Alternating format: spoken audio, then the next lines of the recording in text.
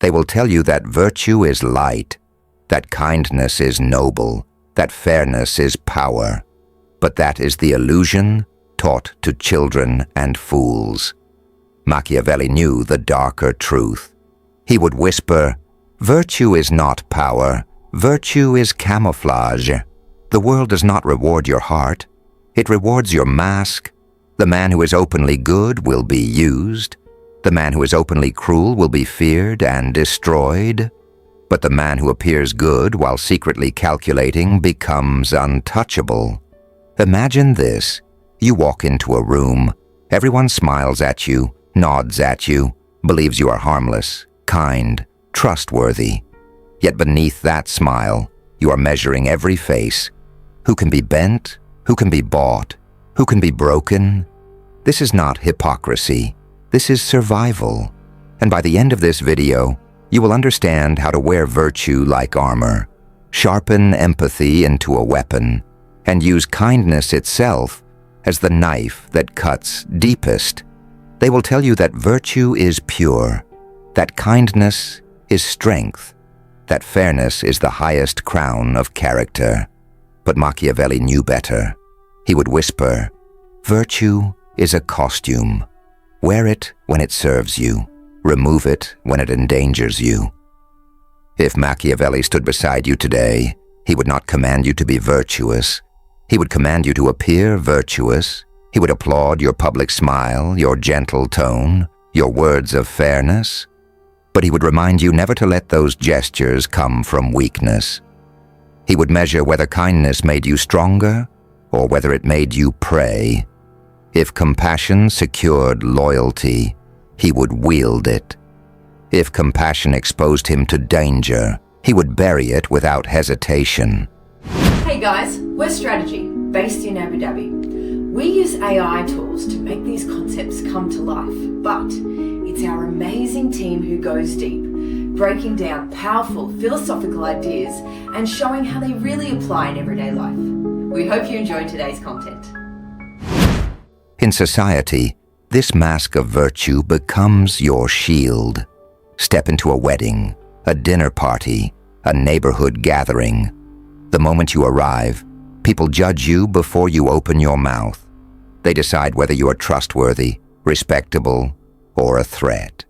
So you wear the mask, you nod, you smile, you say the right words about fairness, about care, about community, but inside you calculate. You quietly ask yourself, who is useful to me? Who is dangerous? Who must believe I am harmless?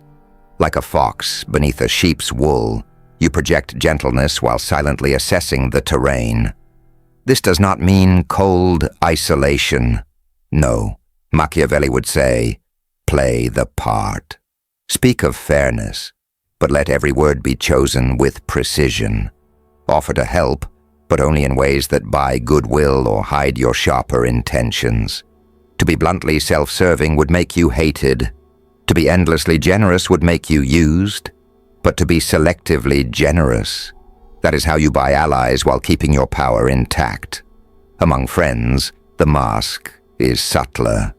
Friendship often tempts you into honesty, into unguarded sharing. But here too, Machiavelli would caution. He would say, a friend is not only a companion, he is also a witness, and witnesses can turn into rivals. So you appear supportive, careful with your gestures. When your friend succeeds, you congratulate them, but you also note the cracks in their armor, the insecurities they reveal when they doubt themselves. When they fail, you console them, but you also store the details of what brought them down. You are warm enough to maintain trust, but not so warm that you become their servant. Think of how this plays out in daily life. A friend vents to you about a colleague at work. You listen attentively, you nod, you reflect their frustration back to them. They leave thinking, he understands me. But Machiavelli would smile and whisper, do not throw away such information. This is currency. Store it. One day you may need it. Their anger reveals alliances, rivalries, and weaknesses. By listening, you gain intelligence without lifting a sword. Now step into the workplace, the arena where appearances matter most. Here, Machiavelli's principle becomes a daily weapon. You must be seen as virtuous, the team player, the respectful colleague, the professional who values fairness. You thank others for their contributions. You show compassion for struggles. You never let frustration spill into public view. But while the crowd sees virtue, inside you run calculations like a general mapping a battlefield. Which alliances will move you forward? Which projects make you visible to power? Which rival must believe you are loyal, even as you prepare to outpace them? Machiavelli himself would walk into a boardroom smiling, nodding, appearing generous with praise. But in his private ledger, he would track debts and weaknesses. He would use kindness in the meeting to lower defenses, then use sharp calculation afterward to ensure his own advancement. To him, kindness without return was not morality. It was waste. Think about this at work. A colleague forgets a deadline. Instead of exposing them, you quietly cover for them, letting them feel safe. Outwardly, you appear supportive. Inwardly, you've purchased leverage. They now owe you. When the time comes for you to need support, for a promotion, for an approval, for cover on your own mistake, they are bound. Machiavelli would call this not friendship, but strategy disguised as virtue. The same applies when deciding when to withhold compassion. If someone expects your sympathy and you give none, they feel anxiety. That anxiety makes them chase your approval harder, pulling them deeper into your orbit. At times, the most powerful gesture is to appear virtuous to all.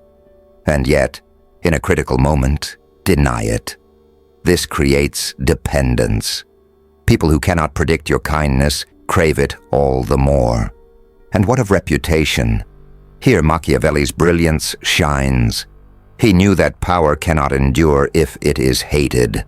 So he counseled rulers to build a history of virtuous acts, public generosity, compassion, fairness, so that when ruthlessness was required, people would excuse it. They would say, "But he has always been kind." Your good deeds become a shield, protecting you when you finally reveal your claws. In daily life, this means small gestures matter. A compliment here, a charitable act there, a visible moment of fairness. You build what Machiavelli would call an empathy bank. And one day, when you must act with cold calculation, you can cash it in. Finally comes the most dangerous stroke, the kill after the hug. Machiavelli would remind you that the betrayal cuts deepest when it follows warmth. To lower a rival's guard with kindness, to embrace them, to appear as their ally, and then to move decisively when the moment is right. This is the most powerful execution of strategy. He would not see this as cruelty, but as efficiency. The hug blinds them to the knife. So what does this mean for you today, tomorrow, every day? It means you must master the art of duality. Outwardly, admired. Inwardly, untouchable. You smile, you praise, you comfort. But you never forget that appearances are tools, not truths. Machiavelli would tell you that to appear virtuous but act calculated is not hypocrisy. It is survival. Because people rarely reward raw truth, but they always reward the performance of truth. The crowd must see the saint. But within, you must think like the fox. They say listening is empathy, that to listen is to care. But Machiavelli would sneer at such softness. To him, listening was not about kindness, it was about power. When people speak freely, they hand you their weapons without even knowing it. Their complaints are confessions. Their frustrations are maps of their weak points. Their stories are the keys to their ambitions, their fears, their betrayals. If Machiavelli were beside you today, he would say, "When others pour out their hearts, do not rush to heal them. Let them bleed words. Every drop is information." He would remind you that men reveal more when they feel safe than when they feel threatened, and that the one who listens silently is the one who learns everything. Think of this in society. At a dinner party, a neighbor vents about rising costs, about the government, about their struggles. You nod, you tilt your head, you let silence stretch, so they speak even more. They believe you are sympathetic. But Machiavelli would whisper, "Do not mistake their trust for connection. This is intelligence. Store it. You now know what they fear, what makes them insecure, what could push them to act. Tomorrow you may need to remind them you understand, and suddenly you control the narrative. Among friends, the same tactic sharpens. A friend complains about a partner, about jealousy, about being overlooked. Most would rush to soothe, to console. But the Machiavellian mind does not waste the moment. Instead, you listen as if every word is a secret they should not be giving away. You note their weaknesses, envy, pride, insecurity. You note their ambitions, the recognition they crave, the love they fear losing. Later, you can use this knowledge to protect them or to dominate them. If you choose to defend, you already know what to guard. If you choose to strike, you already know where to aim. In the workplace, this principle becomes lethal. Picture a manager in a meeting, silent while others speak. One colleague vents about being overloaded. Another drops hints of resentment. Another boasts too much about success. The manager nods, calm, unmoving. He says little, but inside he is recording everything. Who is lazy? Who is loyal? Who is plotting their escape? Machiavelli would call this the art of drawing out confessions without interrogation. The fool talks, the fox listens. And notice, silence is your ally. When you resist the urge to fill the void, people rush to fill it for you. They reveal more than they intended. They tell you not just what they think, but what they fear others will discover. Every pause you allow is a trap, and they step into it willingly. This is why selective listening is not weakness. It is weaponry. It allows you to gather ammunition while appearing harmless, to be the shoulder that carries no burden, the ear that hears but never judges. And in the end, when the time comes to act, you will know more than your rivals, more than your friends, more than anyone expects. Machiavelli would smile and say, "Do not waste words when silence can win you power. Let others reveal themselves. Their voices are your weapons. They will tell you that kindness is infinite, that the more you give, the more loved you will be." But Machiavelli would laugh at such advice. To him, empathy without measure is not virtue. It is weakness. Too much warmth and you drown in other people's problems. Too little, and they see the ice in your veins. Machiavelli would insist on balance. He would not ask you to be cold, nor would he ask you to be endlessly kind. He would tell you, strike the middle ground. Be warm enough to disarm suspicion, but cold enough to remain in control. This is the art of calibrated warmth, appearing approachable without ever being consumed. Think of this in society. At a gathering, people test you with small stories of their struggles. If you offer boundless sympathy, they will pour their chaos onto you, drowning you in their burdens. If you show none at all, they will brand you heartless, unworthy of trust. The master, Machiavelli would say, smiles, listens just enough, offers a brief word of care, and then pivots back to strength. The warmth makes them trust you, but your restraint reminds them you are not theirs to control. Among friends, the danger is sharper. too much empathy, and you become the one everyone calls at midnight with their drama, their mistakes, their endless problems. They feed on your time, your energy, your patience. Too little empathy, and the bond cracks. They feel you are absent, distant, untrustworthy. Machiavelli would guide you to hold the middle. You nod, you encourage, you comfort lightly.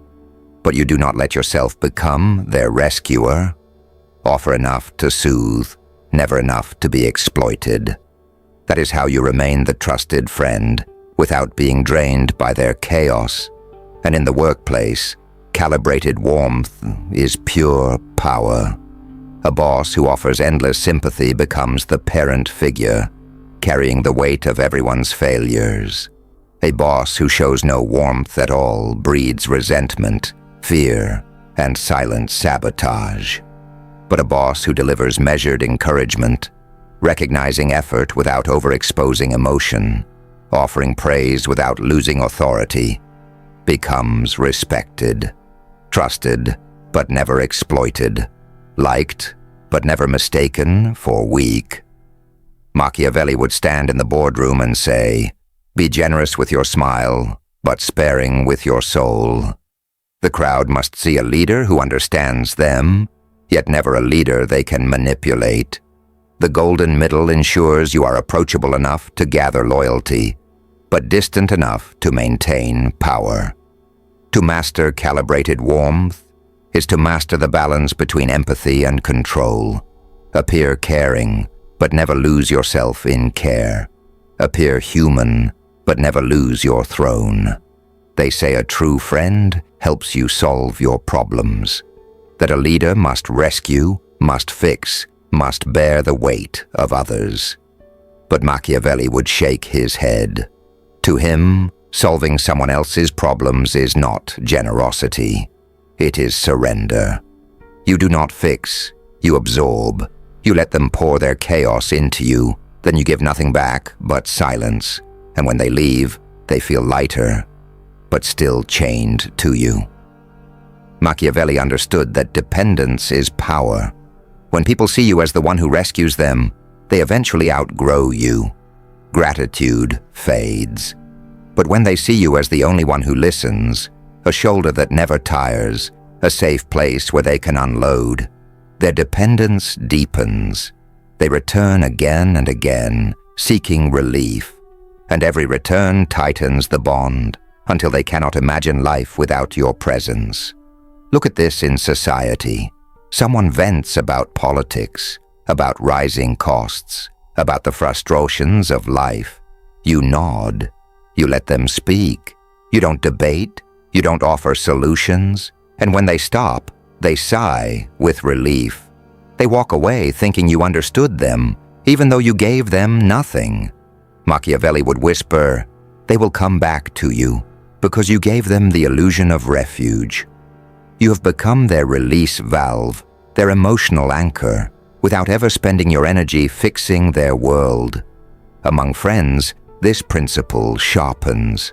A friend rants about their relationship, their failures, their endless struggles. The instinct is to advise, to intervene, to fix. But Machiavelli would caution, fixing robs you of leverage. Instead you listen. You offer small gestures, a nod, a quiet, "I see." You give them space to vent, but no rescue. They leave feeling lighter, but still trapped in their problem. And so, they come back to you. Over time, their dependence grows. Let them need you as a listener, not as a savior. The savior is forgotten, the listener is irreplaceable. And in the workplace, the false shoulder is a weapon. Colleagues will complain about workload, unfair bosses, missed promotions. If you rush to fix their situation, you spend your own capital. You burn your influence for their problems. But if you listen, if you nod, if you become the quiet space where they can unload without judgment, you gain more than their gratitude. You gain their loyalty. They will see you as the only one who understands, even if you never lift a finger to solve their burden. Machiavelli would smile and say, "Their need for you is more valuable than their thanks to you." This is why the false shoulder is so dangerous. It gives others the illusion of comfort while ensuring their chains tighten with every confession. You are not the rescuer who spends his strength. You are the anchor who grows stronger each time they return. Machiavelli would call it the sweetest form of control. Let them speak, let them breathe, let them depend. And when they believe you are their safe space, you will have them forever. Thanks for spending time with us. If this sparked a new way of thinking, hit like and subscribe to keep the ideas flowing. And don't forget, check the description for the links to the original books and resources we used today. We'll see you in the next one.